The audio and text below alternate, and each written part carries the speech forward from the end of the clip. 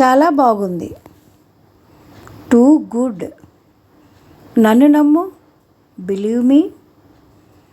దేనికి లేదా దేనికోసం. What for. నా మాట విను. Listen to me.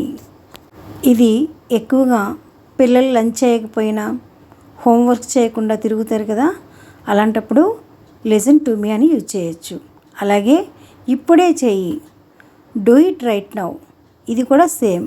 అంటే హోంవర్క్ చేయకుండా ఖాళీగా కూర్చున్నప్పుడు టీవీ చూస్తున్నప్పుడు హోంవర్క్ ఫస్ట్ చేయను ముందు అంటాం కదా, అలా డూ ఇట్ రైట్ నౌ అన్నది యూజ్ చేయొచ్చు.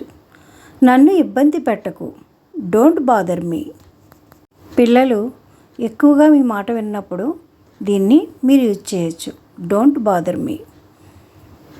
ఏమైంది. What happened. తిరిగి వాళ్ళని ఇలా క్వశ్చన్ చేయమనండి.